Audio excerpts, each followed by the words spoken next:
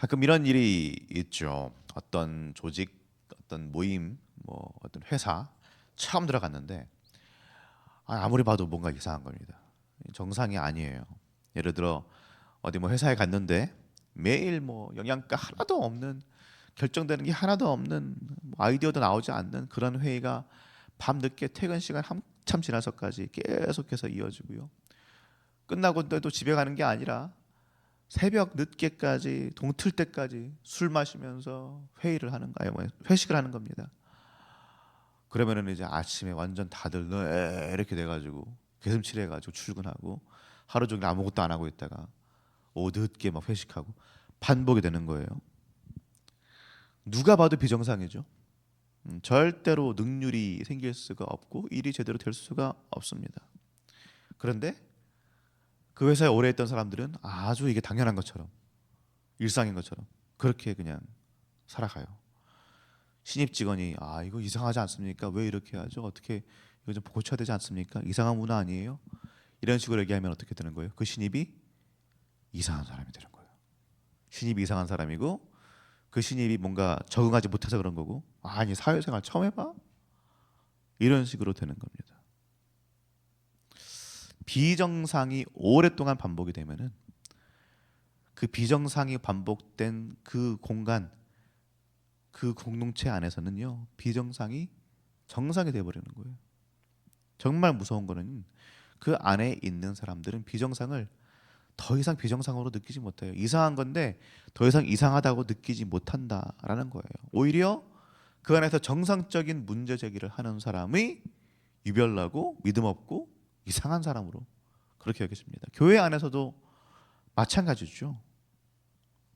사회에서도 일어나지 않는 일들, 사회에서도 이거 이상한데 라고 하는 일들이 교회 안에서 버젓하게 신앙이라는 이름으로 당연한 것처럼 이루어지는 일들이 얼마나 많이 있습니까?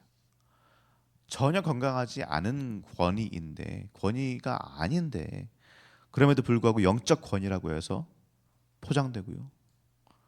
지도자에 대한 그냥 무조건적인 순종이 믿음처럼 여겨집니다. 명백히 이건 이성적이지 않은데, 이상한 행동인데도 그냥 은혜롭고 영적이다. 영적이다라는 말로, 은혜롭다는 말로 다 그냥 정상적으로 취급이 됩니다. 그 와중에 누군가가 이건 아니죠, 이건 좀 이상합니다 라고 말하면 어떻게 합니까? 너 시험 들었어, 믿음이 부족해서 그래, 이렇게 취급을 하죠. 성도님들, 공동체가 정말 병드는 순간은요 죄가 들어오는 순간이라기보다는 그 죄를 죄라고 말하지 못하고 정죄하지 못하고 회복시키지 못하고 죄를 정상으로 받아들이기 시작하는 순간입니다. 이상한 것을 이상하다고 말하지 못하고 죄를 슬퍼하지 못하게 되는 것, 그게 공동체가 정말 병드는 그런 순간입니다. 오늘 고린도 교회가 바로 그런 상태였죠. 우리 1절 말씀 함께 읽어보겠습니다. 너희 중에 심지어 음행이 있다 함을 들으니 그런 음행은 이방인 중에서도 없는 것이라. 누가 그 아버지의 아내를 취하였다 하는도다. 아주 심각한 죄가 고린도 교회 안에 있었습니다. 어떤 사람이 그 아버지의 아내를 취했다라고 합니다. 보통 이제 보면은 어떤 사람이 자기 계모랑 부적절한 관계를 취한 것 같다라고 보통 이해를 하는데, 근데 바울이 하는 말은 뭐예요? 이방인들, 그 당시 헬라 문화권 안에 있던 그 참 무분별한 그 사람들 안에서도, 그런 사람들 안에서도 없는 일이라는 거예요. 그 당시 유대인들 그리고 뭐 그리스도인들 전부 다 이방인들 얼마나 죄인 취급했습니까? 악하다고 취급했습니까? 그런데 그런 사람들 중에서도 없는 일이 교회 안에서 버젓하게 이루어지고, 근데 더 문제는 뭐예요? 우리 2절 말씀 함께 읽어보겠습니다. 2절 말씀, 그러게 하고도 너희가 오히려 교만하여져서 어찌하여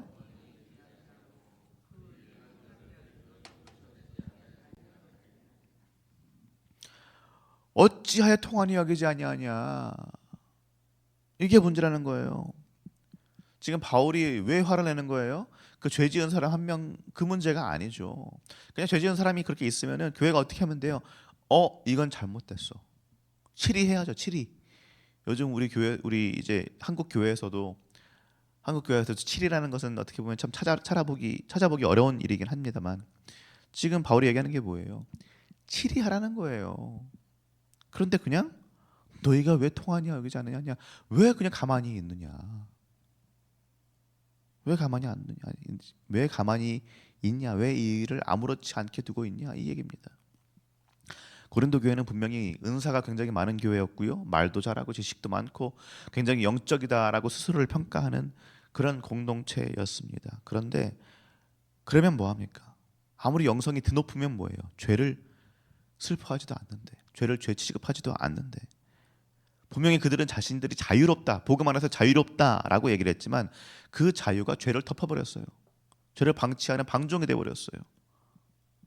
그렇게 열심히 자랑을 했는데 자랑이 어떤 거룩한 정말 영성의 자랑이 아니라 죄 앞에서도 무감각한 교만이 돼버린 거예요. 이게 무서운 거죠. 죄를 짓는 것도 무섭지만 죄를 보고도 슬퍼하지 못하고 죄를 죄라고 여기지 못하는 게 더 무섭습니다. 아파야 할 일 앞에서 함께 모여서 함께 아파하고 그래야 되는데, 그게 안 되면 진짜 병든 거죠. 바울이 이 문제를 그냥 좋게 넘어가지 않습니다. 3절에서 5절까지 말씀 쭉 한번 보시면은 아주 단호하게 얘기해요. 이런 자를 사탄에게 내주었다, 뭐 이런 식으로까지 단호하게 얘기합니다. 바울은 절대로 죄를 가볍게 여기지 않아요. 왜냐하면 죄는 아시겠지만, 당연한 얘기지만 사람을 살리는 것이 아니죠. 사람을 죽이는 거죠.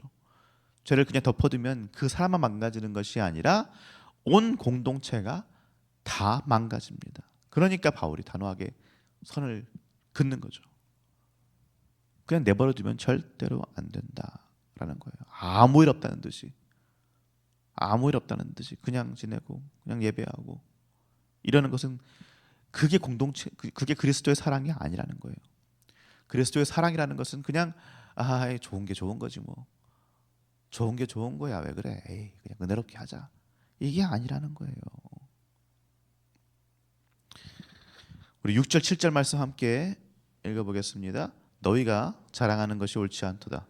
적은 누룩이 온 덩어리에 퍼지는 것을 알지 못하느냐. 너희는 누룩 없는 자인데 새 덩어리가 되기 위하여 묵은 누룩을 내버리라. 우리의 유월절 양 곧 그리스도께서 희생되셨느니라. 아멘. 죄를 누룩이라고 지금 바울은 비유하고 있죠. 누룩이 어떻습니까? 조금만 반죽 안에 넣어도 반죽 안에 이제 섞이면 어때요? 누룩이 보입니까? 누룩 안 보여요. 누룩을 조금 넣어서, 반죽 커다란 거에 조금 넣어가지고 섞어 놓으면은 누룩 안 보입니다. 누룩을 다시 거기서 드러내려고 그러면은 못 드러내요. 그거 어떻게 찾습니까? 다 섞여버리지. 전체에 퍼져서 나중에는 반죽 전체가 다 부풀어 오르죠. 죄도 마찬가지라는 거예요.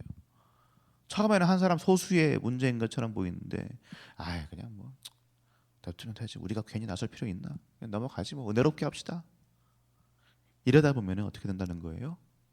누룩처럼, 반죽 안에 있는 누룩처럼 이제는 다 퍼지는 거예요. 이제는 더 이상 한 사람의 문제가 아니라 공동체 전체의 문제가 됐는데, 공동체가 그걸 알아요, 몰라요? 몰라요. 이게 문제라는 것까지도 인지를 못하게 된다는 겁니다. 한국 교회 상황을 보십시오.